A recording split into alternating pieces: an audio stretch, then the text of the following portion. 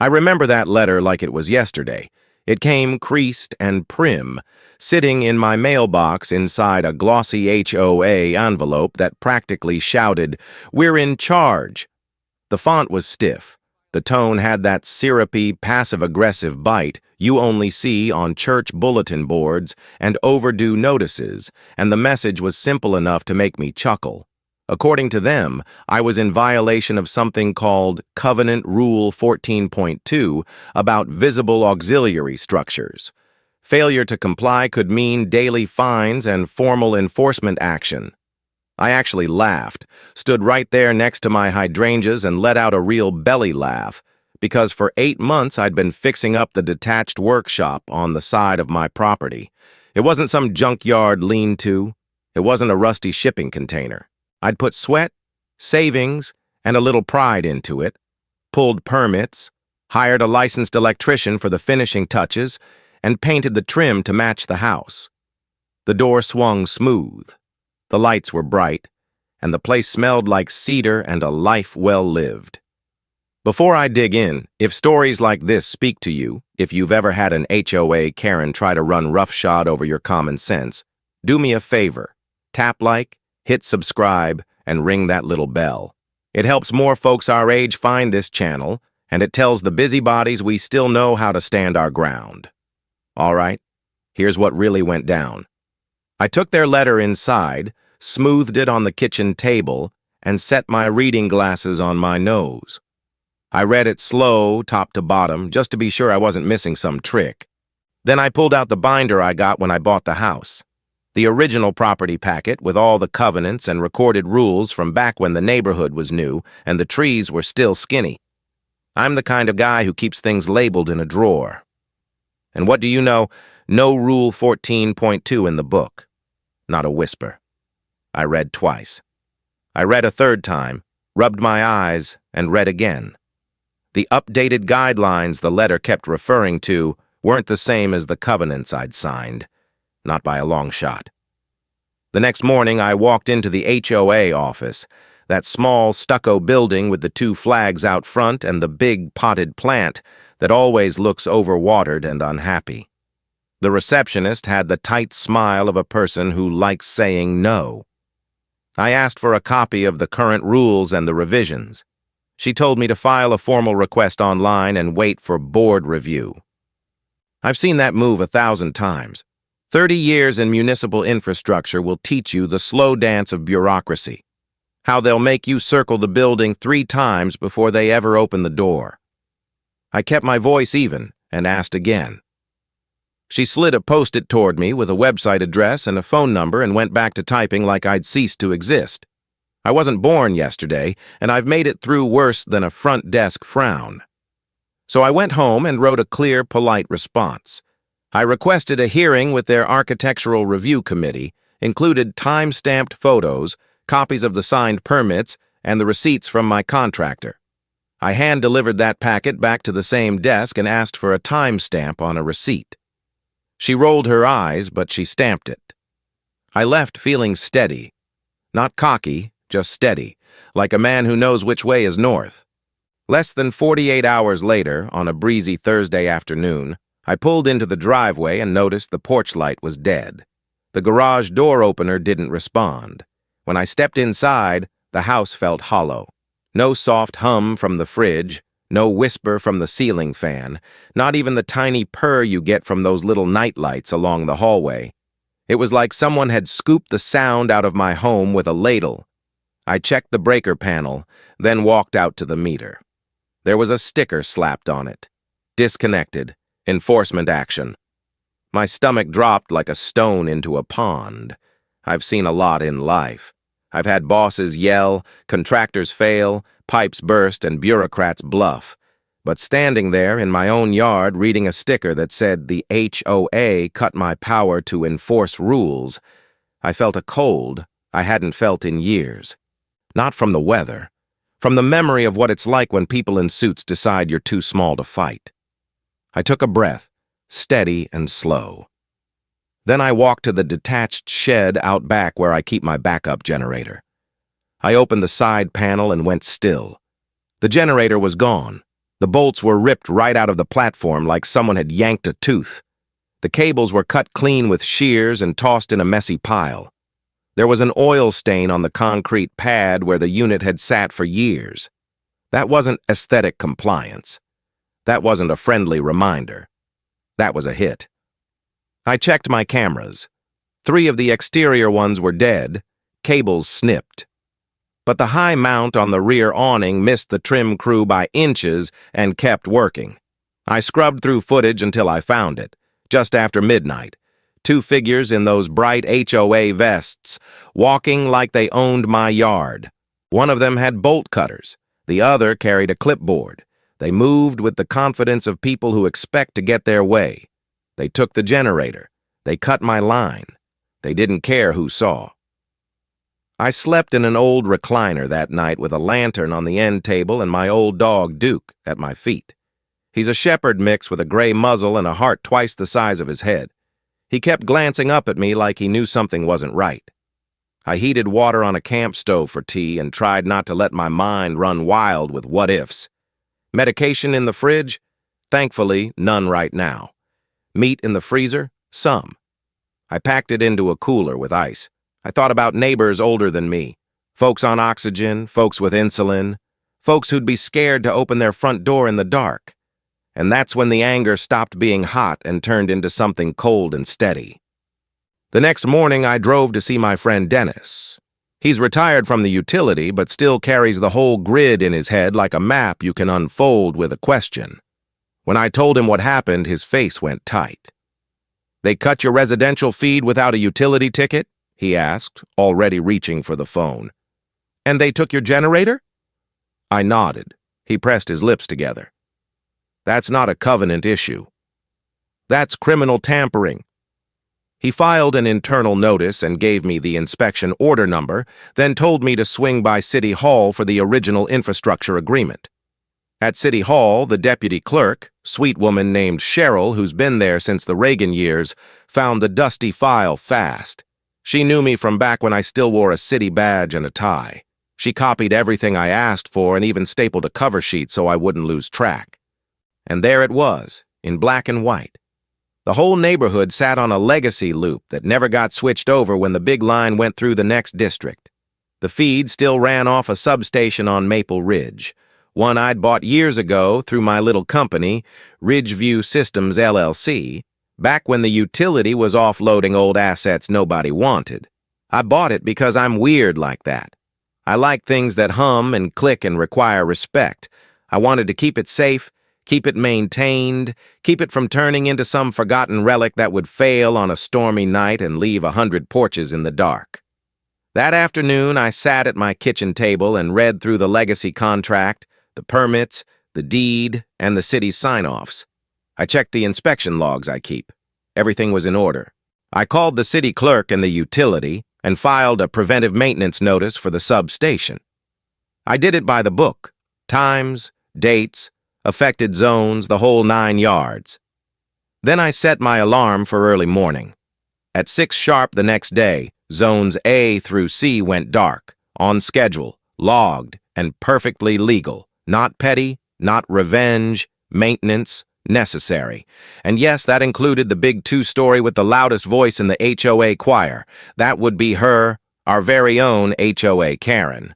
Her real name's Karen Hollis, but after everything she's pulled over the years, folks around here use HOA Karen like a weather report. Karen showed up on my sidewalk in a hurry, red in the face, and waving her phone like it was a badge. "You can't do this," she said. "You can't shut off the entire subdivision." I had the notice in one hand and the inspection order in the other. I explained it calm as a man at a diner. The work was scheduled, filed, and lawful. She told me it was sabotage. I told her it was maintenance. She said the mayor would hear about it. I said he already had a copy of the notice. Let me tell you something older folks already know. When you're right and you've got proof, keep your head down and keep moving forward. I put a proper sign on the substation fence. Private utility. Authorized personnel only. Maintenance in progress. Trespassers prosecuted. Then I rolled up my sleeves and got to work. There's a comfort to honest work, especially when the world outside is noisy. Opening panels, checking grounding resistance, logging breaker sequences, listening to that low transformer hum. It's like hearing an old hymn you grew up with. I kept Dennis on speaker. He walked me through the updated checklist and reminded me the state energy auditor would arrive within 48 hours. "You doing this by the book, Ed?" he asked. "Every page," I said. "Good," he replied, "because my phone's already lighting up with folks screaming about lawsuits." I smiled and tightened the next lug. "Let 'em scream," I said. And I meant it. "I am the power company, at least here," I added. That's the truth no one wanted to believe, least of all, HOA Karen. The big utility moved on. They left this little orphaned loop in the paperwork. I bought it, maintained it, and kept it safe for years. Paid insurance, filed inspections. The HOA never noticed the hand that kept their fridge cold and their coffee hot. But the second I put that hand up and said, "No more nonsense," they called it war. Meanwhile, the neighborhood group pages lit up like a pinball machine. Some folks understood. Some didn't. A couple who'd always been friendly stopped waving when they walked their dog. The couple across the street, nice enough to your face, posted a long note about one neighbor disrupting services for everyone else. A woman from 2 blocks over asked if this was the same man who'd been stockpiling equipment in his shed, as if my toolbox was a threat. HOA Karen added fuel, saying something about civil sabotage and unregistered utility actions, which is just fancy talk for, "I'm mad the AC's off." I didn't clap back online. That's not my rhythm. Instead, I kept logging. Mid-morning, a young reporter rolled up, local paper, hair in a neat ponytail, notepad clutched like a lifeline. "Mr. Lawson?" she asked. "Would you mind explaining what's going on?" I showed her the city notice, the deed, the inspection order. I told her, plain as day, that I filed everything, that I owned the substation, and that somebody cut my residential feed and took my generator without authority. She raised her eyebrows. "Do you have proof?" I pointed to my printed stills from the high-mount camera. "That'll do," she said. She made her notes, took a few photos, and promised the piece would be accurate.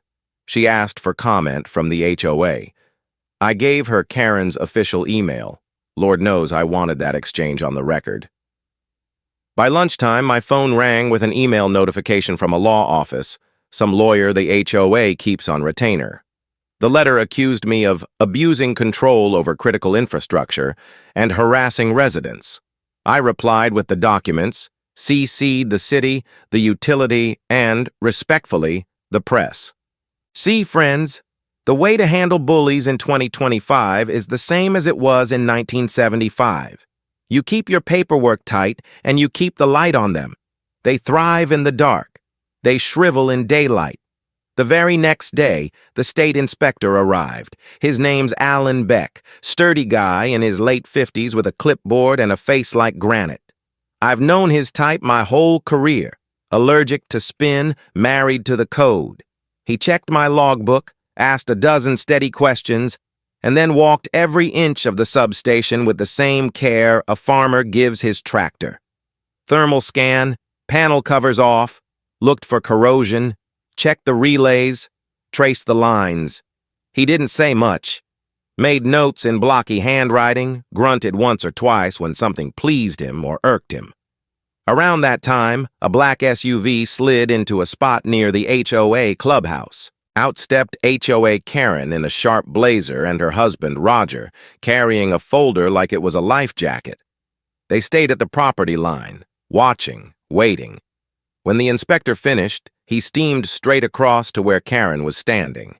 He spoke calmly, but you could hear the steel in his voice. He explained that cutting a homeowner's residential feed and removing a generator wasn't enforcement. It was tampering. Illegal. He told her, in plain English, that the HOA had no jurisdiction over a private substation, over legacy municipal agreements, or over any system elements the HOA didn't own or manage. If they set foot past my fence or touched anything again, he'd refer the board for criminal charges. She tried to bluster. He just kept tapping the forms. That clipboard was a gavel, and the hearing was over. Did that end it? Not even close. Bullies rarely leave after the first round. Over the next couple of days, the board sent me what they called compromise offers, which is a fancy way of saying, let us save face and pretend we weren't wrong. Karen wanted me to sign a memorandum that said I'd recognize their right to enforce appearance standards, and in exchange, they might ask the city to clarify who owned what. I sent back one sentence. See attached documents. They were furious. How do I know? Because someone leaked their private emails to the neighborhood page, and I watched them twist in front of their own audience like damp laundry on a windy day. The comments turned quick. Folks remembered I'd been the one years back to get the hydrants repressurized after the city let them sit low and unsafe. People remembered I'd installed floodlights at the park when kids kept tripping on the steps. The story shifted. Happens fast when truth finally gets its boots on. Now, I'm not telling you everyone rallied behind me. Some neighbors backed away, real quiet-like, didn't want to be seen taking sides. That's human. They still smiled when no one was looking. They still waved in the early morning when the street was empty. I didn't hold that against them. I've seen fear make good people small, but I also saw the ones who stepped up. The nurse from the cul-de-sac who brought over ice when she heard my fridge was out, the retired firefighter who said, "Give 'em hell, Ed," and the teenager who slid a note into my mailbox that just said, "Thanks for standing up to bullies." That one sat me down for a minute. Always does when a kid says thank you for something grown-ups should have handled years ago. Sunday evening, with the maintenance checks complete and every line reading clean, I threw the final breaker. The neighborhood exhaled. Air conditioners clicked to life in a wave. Garage doors thumped. Porch lights sprang on like a string of pearls around the block. My shoulders dropped a couple of inches. Duke lifted his head, gave a satisfied little huff, and settled back down. For the first time in days, the house sounded like a home again, full of those little noises you don't notice until they're gone. Monday morning, bright and early, the reporter came back to the substation for follow-ups. We talked under the shade of the old oak near the fence. She asked if I'd do it again. I told her I'd do it the same way every single time, by the book, in the light, with everything documented. She asked if I had a message for people living under heavy-handed boards. I said, yes. Keep your paperwork and tell the truth.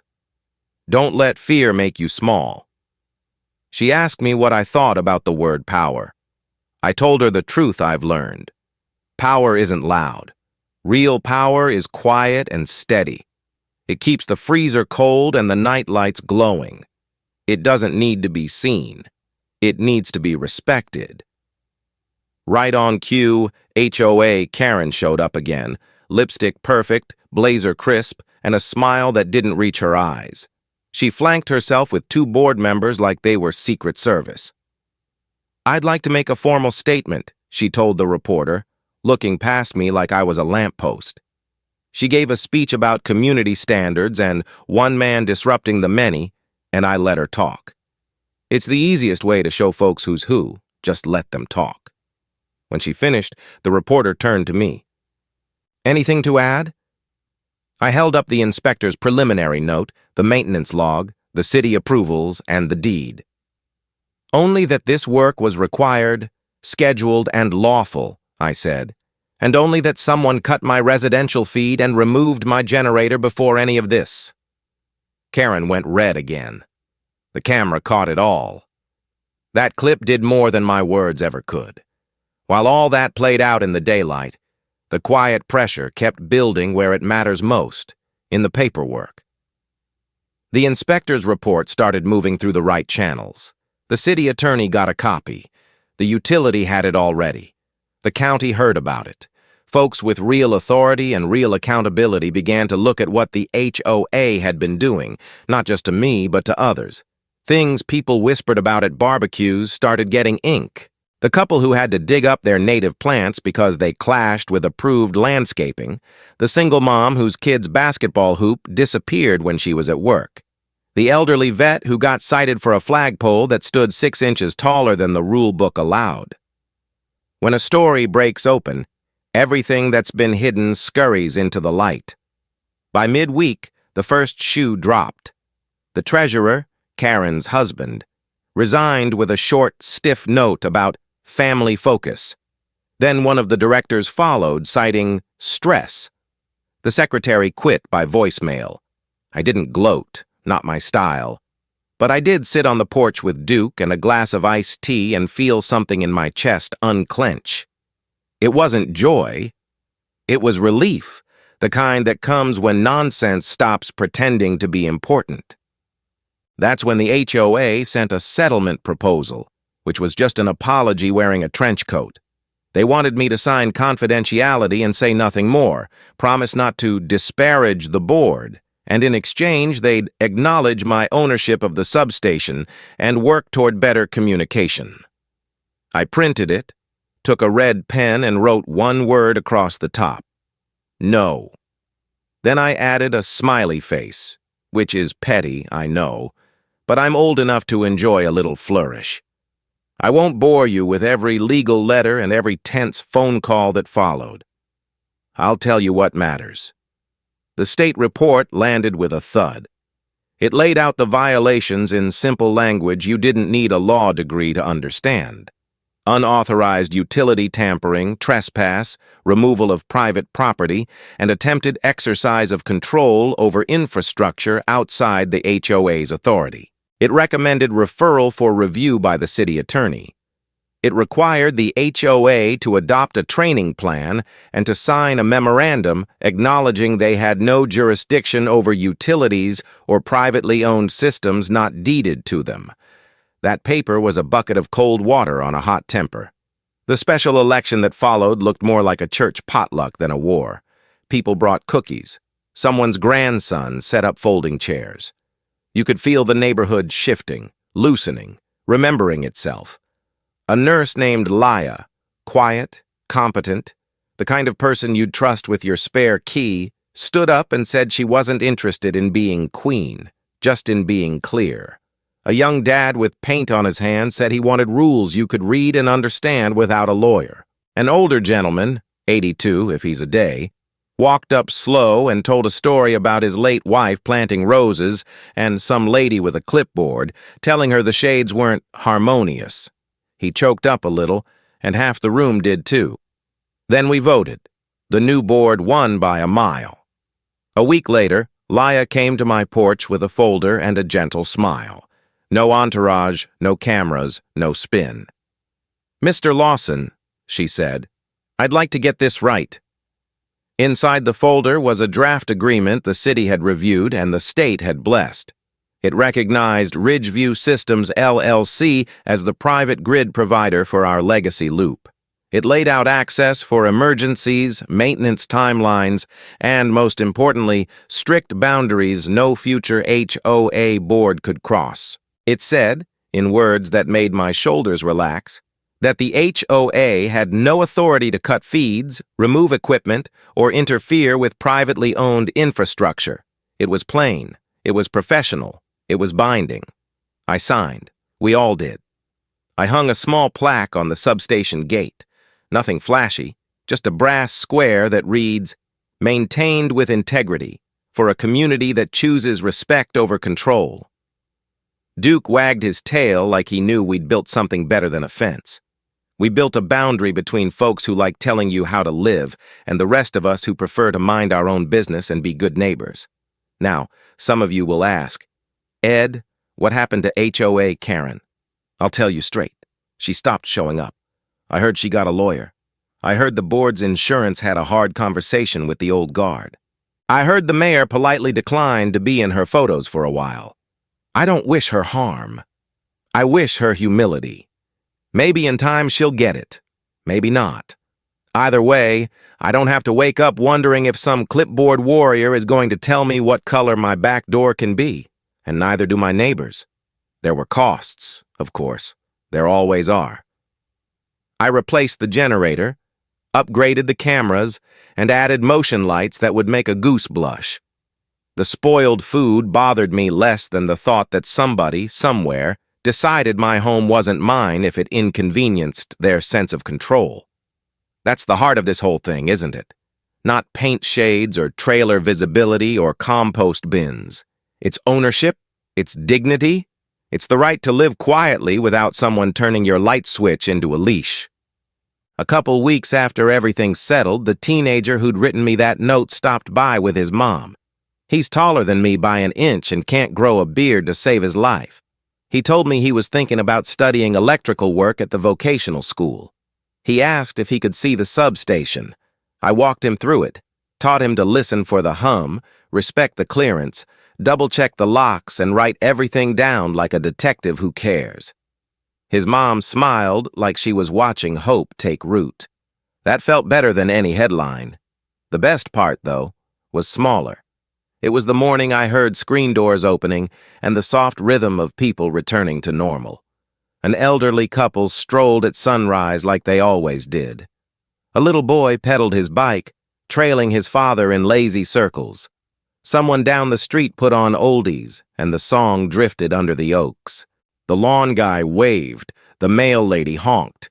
I waved back, and for once it felt like we all belonged to the same place again, not a club with a punishment chart. I don't kid myself. Human nature doesn't change overnight. Power tempts people, small power especially. It'll whisper to you that you're righteous, that your clipboard is a crown. That's why we write things down. That's why we sign real agreements. That's why boundaries matter more than feelings when feelings get hungry for control. The new board meets in the open now. They post agendas where people can see them. If they make a mistake, they fix it. If someone's trailer is too visible, they start with a conversation, not a citation. That's what grown-ups do. That's what neighbors do. And for those of you who are listening with a knot in your stomach because your HOA Karen has a new rule every Tuesday, hear me and hear me good. You're not crazy. You're not alone. Keep your documents. Read your covenants. Don't shout. Write. Don't threaten. File. Find the truth, put it on paper, and stand next to it like a lamppost in the rain. If they cut your power, don't panic. Don't do anything you can't defend in daylight. Take pictures. Call the right people. And if you own the substation, well, then you already know what to do. You do it right and you do it clean. There are still little moments when I think about the first night, how the lights died and the house felt wrong, how Duke pressed his head against my knee like he was saying, "I've got you." I remember heating water on that camp stove and thinking of my late wife, Margaret, who used to tell me that silence can be a teacher. She was right. That silence, no fridge hum, no AC whisper, taught me exactly who I was dealing with and exactly what I was willing to do to protect the peace we built in this little house. It wasn't the kind of silence that makes you afraid. It was the kind that makes you sure. I also think sometimes about the folks who turned cold for a week or two when the lights were out. It stung a little. I'm not made of stone. But fear is a sneaky thing. It tells decent people to duck and cover. I don't hold it against them. Many of those same folks walked up later, shook my hand, and said, "We were wrong." That takes a different kind of courage, the real kind. As for me, I still tinker in that workshop. The trim still matches. The hinges still sing. I built a little birdhouse that looks like an old substation just to amuse myself. Duke naps at the doorway like a sentinel with dreams. Every few months, I file my maintenance notices and do my rounds. I check what needs checking. I fix what needs fixing. I keep the hums steady so nobody has to think about it the way it should be. If I do my job right, most folks will never know I did anything at all. They'll just flip a switch and get light. That's enough legacy for me. So if you stuck with me to the end, and bless you if you did, here's my final word. The HOA cut my power to enforce rules. But I owned the substation that kept their porch lights glowing and their fancy fridge humming. They thought I'd fold. They thought I'd panic. Instead, I did what older folks know how to do better than anyone. I took a breath. gathered my facts, and moved one step at a time, like a man crossing a creek on solid stones. In the end, the ones with the loudest voices went quiet. The ones who needed truth got it. And the neighborhood remembered how to be a neighborhood. If this story helped you breathe a little easier, if it made you feel less alone, if it reminded you that one steady person can stand up to an HOA Karen and win without yelling, do the simple things that help us keep telling the truth. Tap like, hit subscribe, click the bell so you don't miss the next one. And if you've got your own story, big or small, share it in the comments. We read them, we reply, we learn from each other. That's how we keep the lights on, friends, together.